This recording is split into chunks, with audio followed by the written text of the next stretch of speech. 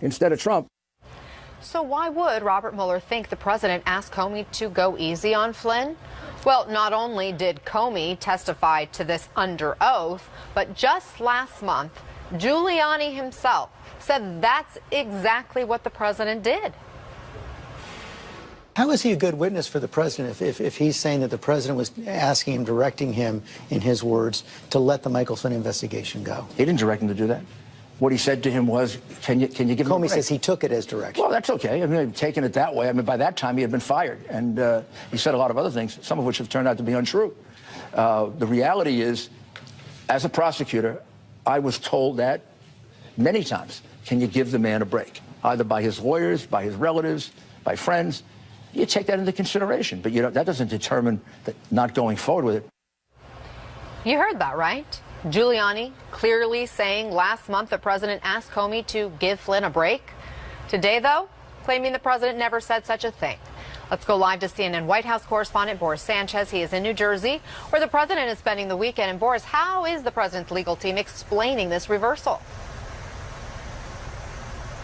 Hey there, Anna. Rudy Giuliani maintains that this is not a contradiction. He is apologizing for confusion that he says he created by using a device in legal argumentation known as arguing in the alternative to make a point. He's suggesting here that he didn't mean to say that the conversation went in that direction. He says that the conversation never actually took place, though he didn't actually say that in the ABC interview. I want you to watch after what Giuliani says after Jake Tapper confronted him with that very soundbite that you just played on State of the Union earlier today. Listen. So you didn't direct him to. What he said was, can you give a break? You said that. I mean, I said it, but I also said before that I'm talking about their version of it. Look, lawyers argue in the alternative. I know it's complicated, but my goodness, we've been over it long enough that, I mean, why would I say something that isn't true? I mean, the president didn't say to him, go easy on Flynn or anything about Flynn. He's saying that. I am talking about their alternative. I'm saying the conversation never took place. But if it did take place, and here's the conversation that's alleged, it is not illegal to have said that. Of course, Anna, this is not the first time that the president and his legal team have had to clarify and then re-clarify their positions on certain events that have taken place in the past. As Jay Sekulow put it, we're watching the facts develop. Ultimately, this is part of the reason that the legal team does not want President Trump to testify before Robert Mueller. They believe that the special counsel is trying to set a perjury trap by asking questions about specifically what the president said to former FBI Director James Comey and why the president fired him. Anna? Boris Sanchez, thank you. Joining us now, CNN legal commentator and former Trump White House lawyer Jim Schultz. Also with us, CNN legal analyst and former federal prosecutor Renato Mariotti. So, Renato, does Giuliani's explanation make sense that he was answering in the alternative? Sure doesn't sound like what he was saying on that ABC clip.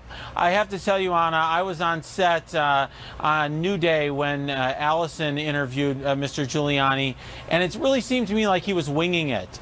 He just was kind of rambling on and coming up with the answers as he went along. And it's really unusual. I mean, if an attorney at my law firm or other attorneys I know were going to appear on CNN to represent a client, they would be very prepared, they'd be very careful, they'd be very cautious and very precise about what they said. I think at the end of an interview with one of those attorneys, you'd be wondering, well, did I hear him say anything or her say anything, because they were so careful. Mr. Giuliani seems to speak off the cuff a lot, and that's a very dangerous thing for a lawyer. It can hurt the client quite a bit, because all of us are looking for clues as to what actually the president said and did, and taking his word seriously. So I don't really understand the legal strategy here at all. I want to get Giuliani's words correct before you respond, Jim. Listen one more time to what he said just last month.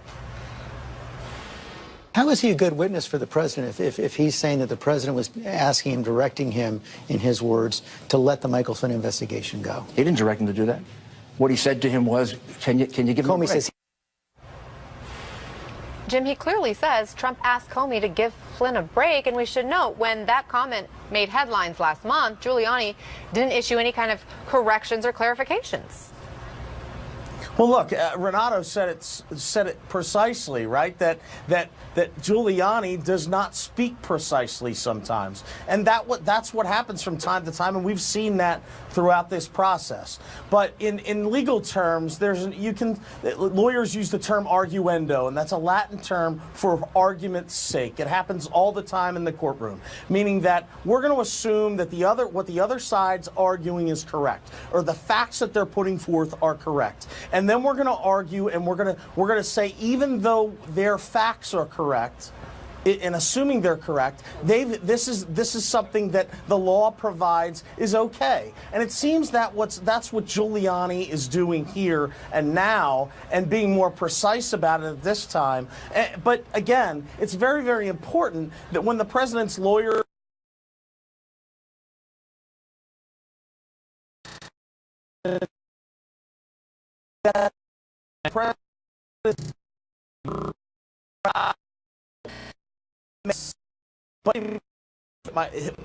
meaning the President of the United States, Rudy Giuliani's client, did not say this, and that there is an issue of fact between the president's account and the account of James Comey. I still don't understand, though, why he wouldn't have issued that clarification initially after he made the comments that made headlines a month ago, which we played, the ones that he said on ABC News. It kind of is reminiscent, though, of the changing stories we heard regarding Stormy Daniels and the hush money agreement. First there was none. There was no agreement. The president knew nothing about it. And then it was, well, the president paid him back. I mean, why have the changing narratives at all? Is it meant to confuse the public, Jim? Look, you're going to have to ask Rudy Giuliani that question. He's the president's lawyer in this case. But I have to tell you, they need to do a better job of putting, when they're talking about facts, specifically facts, things that the president said, they have to get them right the first time. Renato, when it comes to this specific issue of whether Trump asked this of Comey, how big of a role do you think it plays in Mueller's obstruction of justice investigation? Oh, I think it's huge. We've listened now to that clip a few times, and Mr. Giuliani says, well, it was common for people to tell me when I was a prosecutor to let someone go, to take it easy on them. And the examples he uses are of the defendants themselves, or the targets themselves, and their families, and their lawyers. And it is normal for a person's lawyer to ask you to take it easy on them. What is not normal is for someone who is above you in the chain of command to ask you to take it easy on someone. That is corrupt. I mean, you can call it whatever you want, and we can have whatever, Jim and I can have whatever debate about the legality of it, but I think to anyone at home, they realize it's corrupt for someone to tell their subordinates when you're heading up or in charge of a law enforcement arm of the government, to let someone go or to take it easy on somebody. And there's clearly a difference there, and that is why it's very relevant to Bob Mueller. And one way or the other, that's going to be discussed at length in the report that Mueller sends to Congress. Jim, can I ask you about the strategy of the Trump team? Because on Friday, Giuliani and the president's other attorney, Jay Sekulow, hosted Sean Hannity's radio show, and they talked about the investigation, about their strategy. Here's a short clip. A lot of people interpret it this way. Well, if he's telling the truth, why wouldn't he just go in and testify? Hey, welcome to the real world. The reason we have to worry about it is, one, we're giving away prerogatives of the president. Second, we're walking him into a possible perjury trap, not because he isn't telling the truth, but because somebody else isn't telling the truth. Why would you do this? Why would you submit any client, let alone the President of the United States, to this kind of situation? Jim, if you were still in the White House, would you approve of this very public strategy? Well, look, remember, these are the president's prior lawyers, private lawyers, not the lawyers that are sitting in the White House. But I have to tell you, I think that the negotiating of the scope, the negotiating of the time, and limiting it to issues other than obstruction is a smart one, because there are a number of accounts in this. We've heard that James Comey has his story. We've heard that the president has his story. That was the subject of the discussion with Rudy Giuliani today. yesterday. There is a real concern about that. And there's also a concern that the president will want to go in and convince Bob Mueller that he didn't do anything wrong. And it's tough to, the president is sometimes very tough to control in terms of what he's going, what he says at times. So, all we have to do is look at the Twitter handle. Yeah. So I just don't think that, I think the strategy is a sound one to limit the time, limit the scope. But no, even if the president's personality wasn't what it is,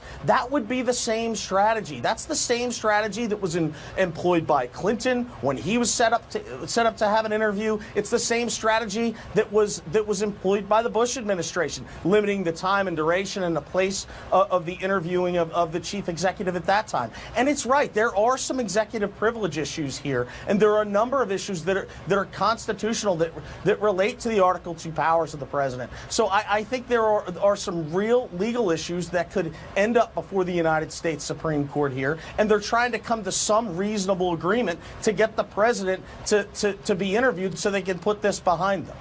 All right, got to give Jim the last word since Renato, you got the first word. Thank you guys. Always good to have you on the show, and I appreciate your expertise and perspective on all this. In Washington, D.C. today, white supremacists had a plan. Gather in huge numbers, march to the White House, spread their message of hate. It didn't work out that way.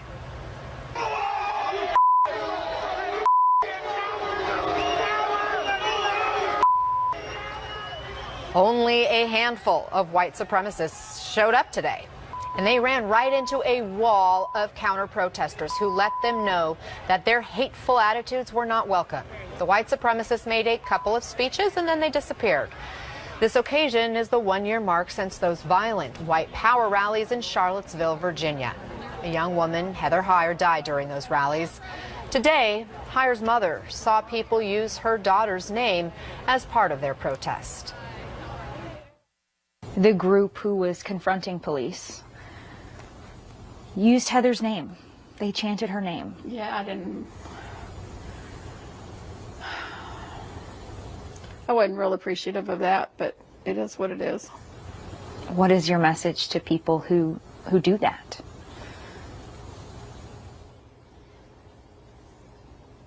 I don't know that I have one. Heather's sort of public property in a way. They weren't defaming her. They weren't using her name to support violence. But I'm glad it calmed down. That was Susan Bro sharing her thoughts on the anniversary of the death of her daughter.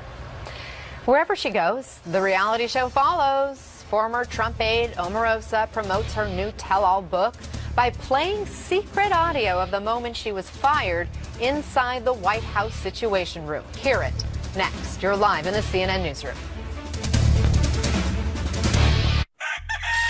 This is your wake-up call. If you have moderate to severe rheumatoid arthritis, month after month, the clock is ticking on irreversible joint damage. Ongoing pain and stiffness are signs of joint erosion. If we make this a friendly departure, we can all be, you can look at your time here in the White House as a year of service to the nation, and then you can go on without any type of difficulty in the future relative to your reputation. It's very obvious a threat. He goes on to say that things can get ugly for you. The Chief of Staff of the United States, under the direction of the President of the United States, threatening me on damage to my reputation and things getting ugly for me. That's downright criminal. And if I didn't have these recordings, no one in America would believe me. No one.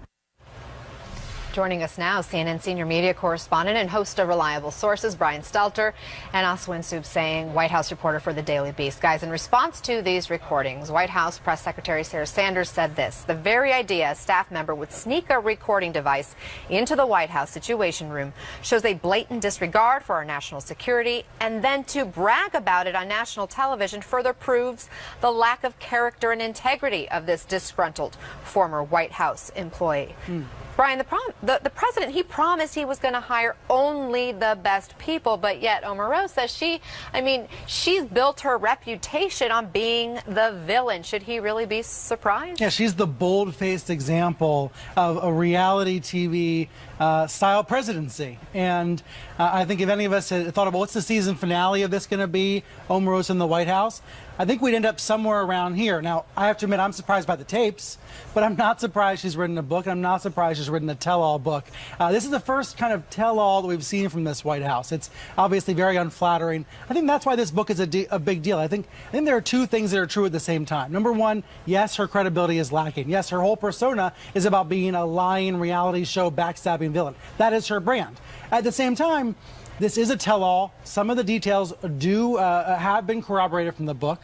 And she's out there calling her former boss a racist, a misogynist, and saying he's in declining mental health. I think that's a big deal, even though some of the details in the book are ridiculous and downright unbelievable. And when it comes to tapes, well, she's not the only person in Trump's orbit to have tapes. In fact, you think about Michael Cohen right away. That's what I was going to ask you about, Swin, because Omarosa was pressed by NBC's Chuck Todd about making these recordings. And listen to her response.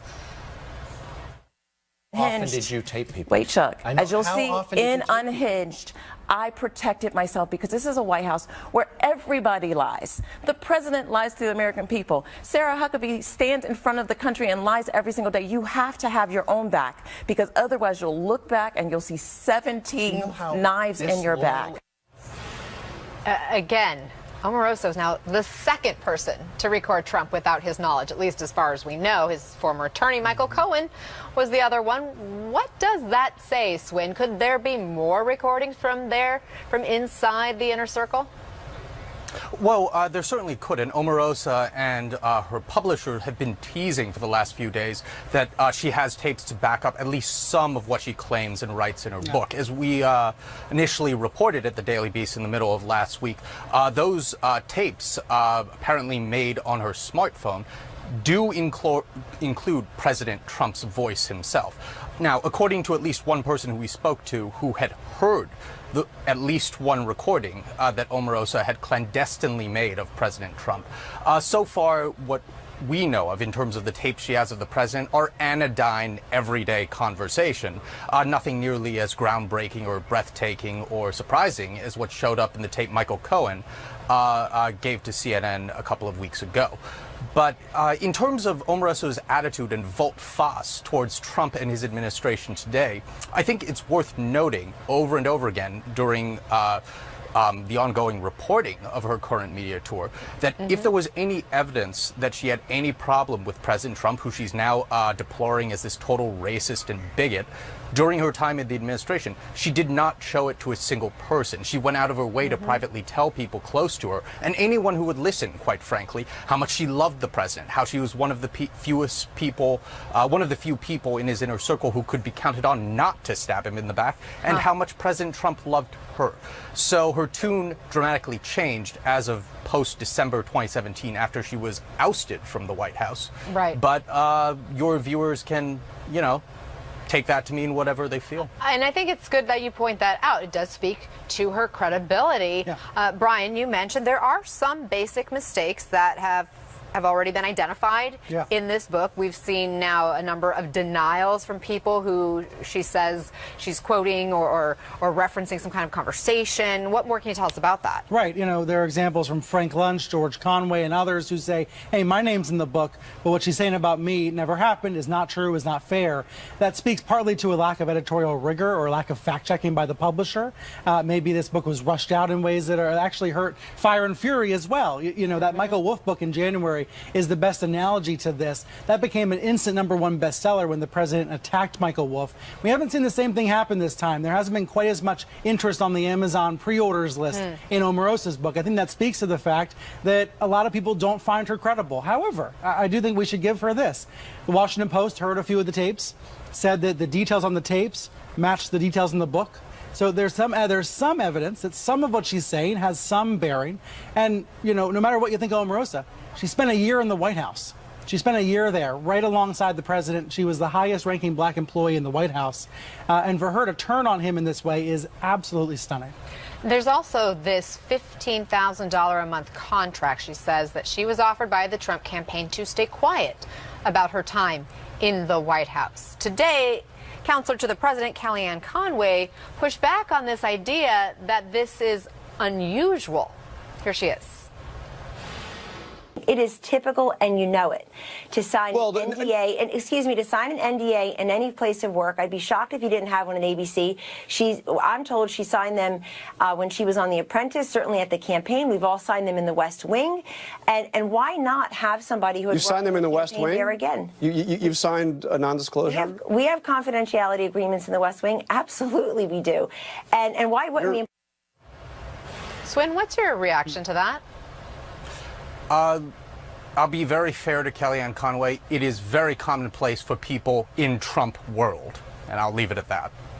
Yeah, well, we also heard of that $15,000 a month payment that his former bodyguard and then who became an aide as well in the White House, Keith Schiller, was continuing to make, which that's what stood out to me when she said that as well. That he's being paid the same amount that she was offered. That she said she was offered. Right. Guys, got to leave it there. Thank you very much, Brian Stelter, Swin Sub Singh. Good to have your input on this. Now, he called himself just a broken guy with a few screws loose. New details this evening about the airline worker who stole and crashed a plane as his heartbroken family comes forward. Stay right there. Of a plane stolen from the Seattle-Tacoma International Airport. The NTSB says it has now recovered the flight data recorder from the site where this plane went down Friday night. 29-year-old Richard Russell performed mid-air stunts before he crashed on a remote island outside Seattle about an hour after takeoff. Now, officials believe Russell was the only person killed. Family members say they are stunned and heartbroken by what has happened. Kyung Law is in Steilacoom, Washington, near the crash site. Kyung, what is the latest on this investigation? Well, the very latest information that we're getting, Anna, is from the NTSB. Their investigators have recovered, as you said, the flight data recorder. That has been wrapped up. It will be sent to Washington, D.C. tomorrow. They intend to begin analysis sometime this week to try to fill in the blanks about what exactly happened in the plane. What they have not been able to recover is a cockpit voice recorder, and here's why. The plane went through a heavily wooded area on one of these remote islands, and that's right behind me, and it hit a lot of trees. And so when it crashed into the ground, the NTSB says it basically smashed into smithereens. There's almost nothing left that looks like a plane except for one wing section. So they're not incredibly optimistic about finding the cockpit voice recorder, but a lot of this, Anna, it did play out so publicly. People did get to see this plane. We heard those extraordinary exchanges between Russell and ATC here in Seattle. So many of those movements at the very end throughout this extraordinary scene that played out here, that is already known. A lot of questions, though, about how to prevent this from happening again, Anna. Kyung, you wonder if there were any red flags. What is Russell's family saying as we're starting to hear some reaction from them? And that's another key part of the investigation. Was there something that people missed? Was there a sign that someone could have seen? We spoke to coworkers who said they didn't see anything. His family came forward with a statement saying that they simply did not see any outward signs of mental illness with the young man who they called Bebo, a man who was so loved. He was happily married, they say. They simply didn't see it. Here's what they say. It may seem difficult for those watching at home to believe, but Bebo was a warm, compassionate man. As the voice recordings show, Bebo's intent was not to harm anyone. He was right in saying that there are so many people who have loved him. The family saying that they are going to take a hard look at themselves, Anna, just as the airline industry is also going to reevaluate everything it's done. Anna? Kyung La, thank you. Imagine if your son or daughter were forced to practice until they passed out, or in one case, until they lost their life. A new bombshell report detailing allegations of a toxic culture at the University of Maryland as the school's head football coach gets benched. There's an app that lets you order from all your favorite local restaurants. So you can order this, or even University of Maryland has placed its head football coach on administrative leave. An investigation has been launched now into allegations of player abuse, including the case of an offensive lineman who died after a workout. It all stems from a bombshell report by ESPN describing a toxic culture of fear and intimidation under coach DJ Durkin. ESPN reports players were subject to verbal and physical abuse, including one player who said he was forced to eat. Allegations that are being made, and now we know 3 other members of the athletic staff have also been placed on leave. What more do we know about this alleged culture of bullying?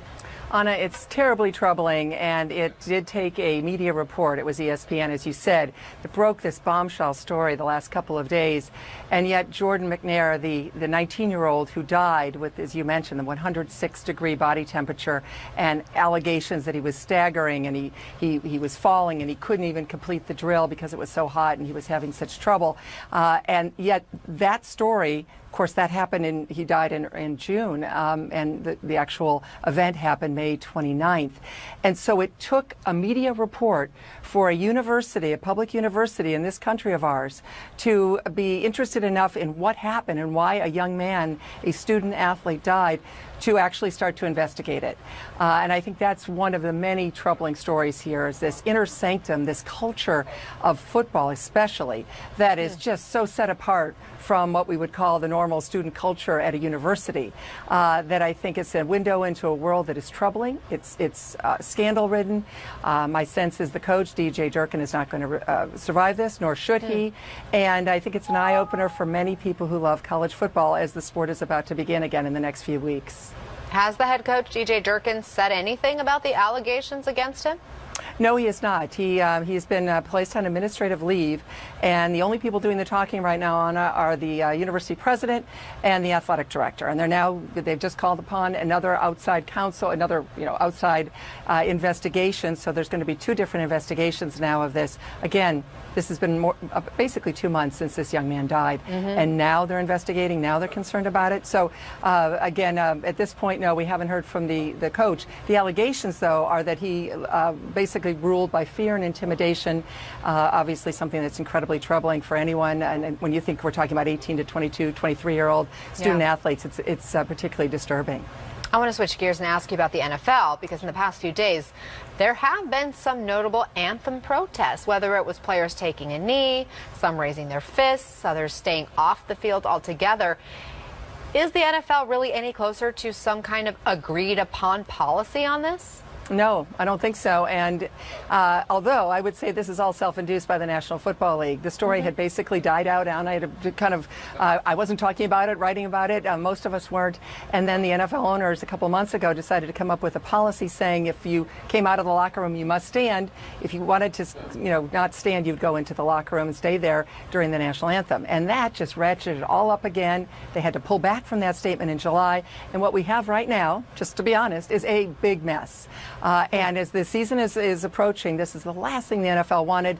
But the NFL, especially a lot of these owners who've been very supportive of President Trump, the president himself ratcheted this all back up last September with his SOB comments in Alabama during that Senate race. So you can look to the external forces of, in one case, the president, and then the owners themselves creating a problem. I think if they had just let it go away, it would have died out and no one would be thinking about it. But because of these incendiary moments with the president and then with the owners, the players have not been consulted, and I think they're very concerned, and it's understandable on their side. And of course, I think we're in for quite a long story here on this one. Where do you see it going? Do you see an increase or decrease in the protests among these athletes? We know, for example, that with the Miami Dolphins, 2 players took a knee. One of them had never taken a knee before. That was in the preseason. It's not going away. And I think for those people out there who say, I just want my football, just give me sports, you should talk to the President of the United States about that. Because, again, this thing was no longer an issue. Colin Kaepernick, who started it 2 years ago, was out of the league and not speaking when the president himself decided, I guess, to gin up his base to come back and deal with this back last September. And really, we've been talking about it ever since. Christine Brennan, good to have you. Thank you so much. My pleasure. Thank you, Anna. It was the presidential race that ended in a shocking upset. No, not that one. We're going to go back to 2008 when a little-known senator from Illinois defeated a former first lady. A preview of the new episode of the 2000s is next. you wouldn't accept an income. Iowa. You know, Iowa's traditional voters are white, they're female, and they're older. And that's what we went after. But Barack Obama and his team went after young people. And at the time, we thought, well, that's just ridiculous. That's never going to work. It hasn't worked before. And sure enough, we were wrong, and he won Iowa. Right, because history might tell you that it's not the young people who get out and vote. It's the older people that you can rely on at the polls. But what about his message do you think really resonated with voters enough to steer them away from a former senator, a former first lady with significantly more political experience and clout? And at the time, a lot more money and a lot more traditional support Hillary had. But his message just resonated. Remember, it was, you know, the time, it was right after George W. Bush's presidency, or that's the person who was coming down. And we had gone through an Iraq war. We had gone through the horrible Katrina response and 9/11, and people were not happy. And so the message that Barack Obama was hope and change really resonated with the American voter, and particularly those voters in Iowa. After Hillary Clinton lost the Democratic Party in 2008, you went on to work for Barack Obama's campaign. I almost forgot about that. Tell us about your experience working on these two historic presidential campaigns in one election cycle. Yeah, well, it's truly the privilege of my life to have been able to have a front row seat to these two incredible campaigns and to have played even the tiniest minor role in them and electing the first African American president. But you know, at the time, Hillary and Barack Obama fought this really, really epic battle to the finish. I mean, I don't know if you remember, but Hillary fought until the very, very, very end. And when she conceded, I went on to work. I was asked to work for Barack Obama in the general election. And her supporters did not take kindly to my going over. You know, back then there were a group of Hillary supporters calling themselves the Pumas, which stood for Party Unity My Ass, and they were still very, very dedicated and committed to Hillary Clinton, and they saw my going over as a traitorous move. You talked about the message that resonated with voters. Do you think we were seeing the seeds of what has since carried President Trump into office, a powerful desire to change the old guard in Washington? Look, I think what we're seeing from that 2008 race and what we saw in 2016 just a couple of years ago is that